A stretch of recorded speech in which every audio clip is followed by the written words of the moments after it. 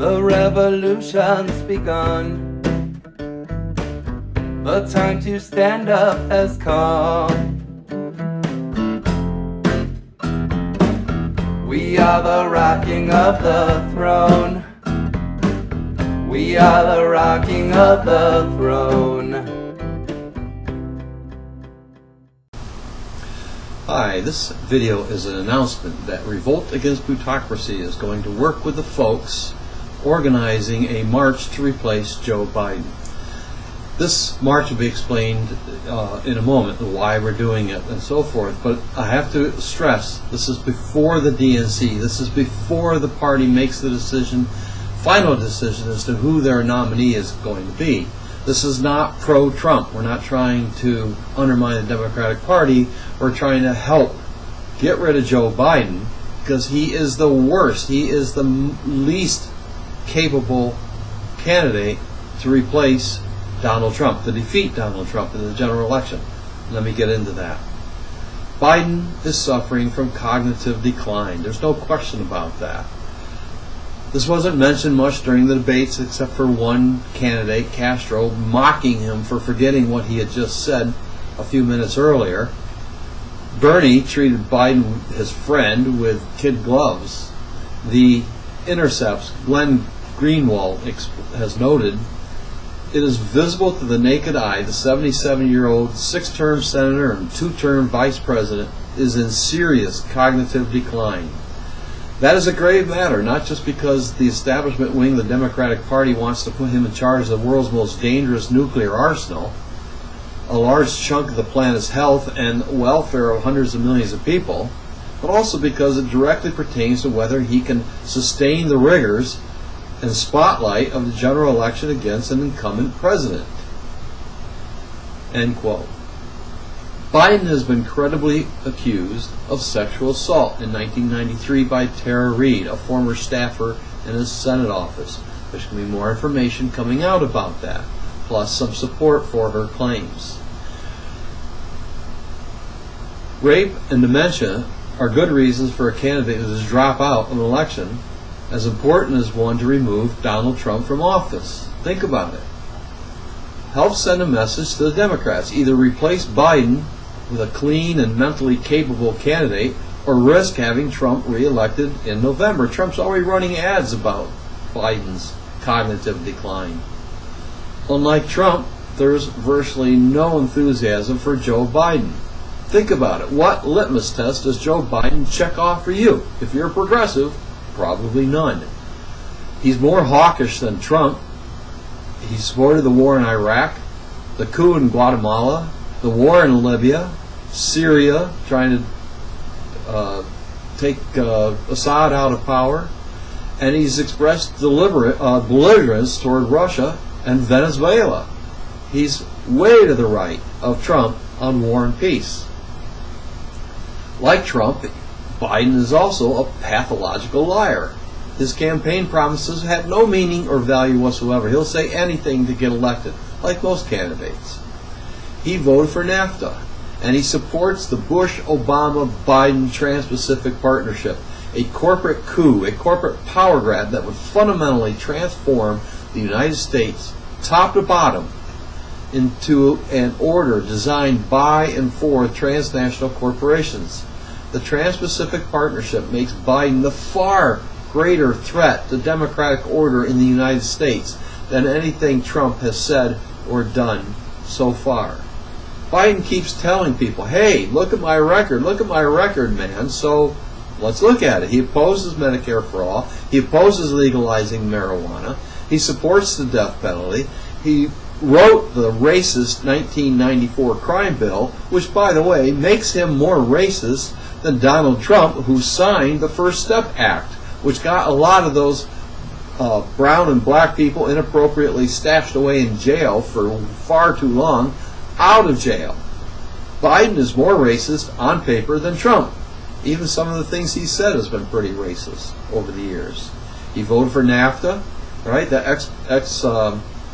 outsourced all kinds of American jobs, particularly to Mexico. And by the way, black Americans have a harder time responding to losing their job, period, because they have a harder time relocating. This comes from not the treasurer, the AFL-CIO.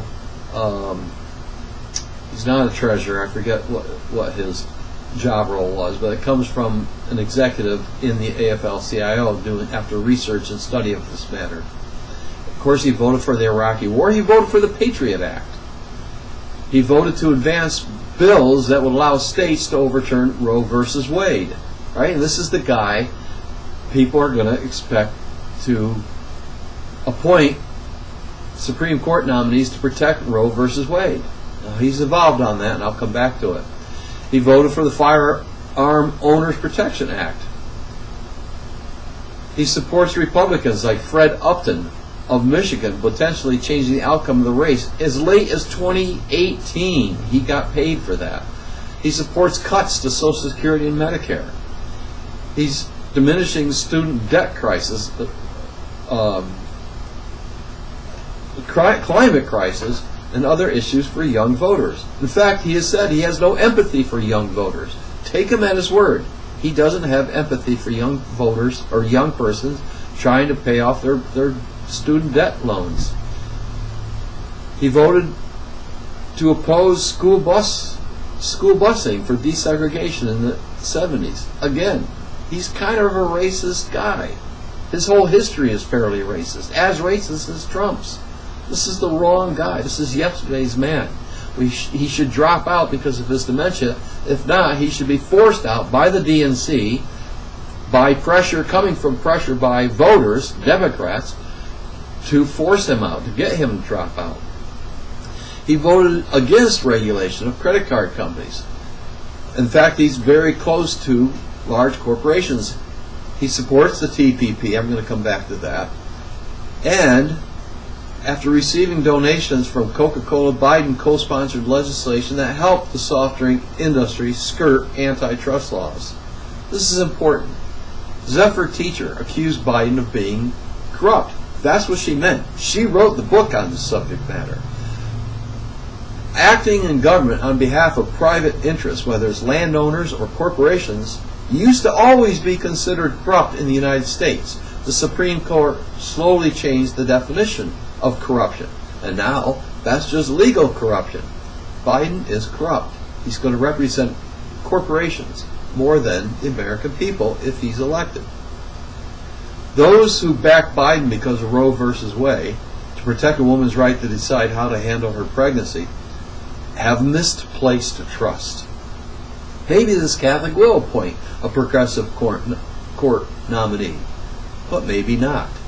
It would be far better to have a candidate, a nominee for president that we can trust on this matter. Joe Biden's not that guy. The march against Biden is about pressuring him to drop out for the good of the party and for the good of the country. And it's not too late. Most Democrats don't know how bad Biden is because he wasn't vetted during the primaries.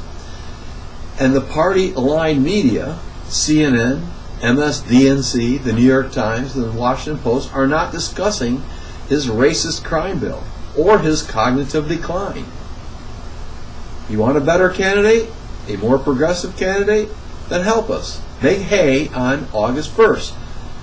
BidenMarch.com. Go to that website, sign up, and help out. Either march or organize a march, or if you're like me and you don't want to go out because of the pandemic, this very contagious COVID-19, then by all means, we're going to have things you can do at home, online, reaching out to the county chairperson and telling him or her, Joe Biden's a horrible candidate. He should be replaced. Use this convention, use your strength and power in the party and influence to stop Joe Biden. Force him to drop out. Let's have a strong candidate against him. We're also going to be doing letter writing again to the superdelegates. We're building a list of their names and contact information. So there's things you can do whether you're willing to go out and march or need to stay home because of underlying health conditions or age and so forth. So join us. Go to BidenMarch.com and sign up and join the movement to replace Biden. Thank you. Revolt Against Plutocracy won't just be covering the news about the necessary revolution in the United States. Sometimes we'll be making the news. If you want to stay on top of the revolutionary actions and strategies of grassroots, genuine progressives, and our allies, please subscribe to our YouTube channel today.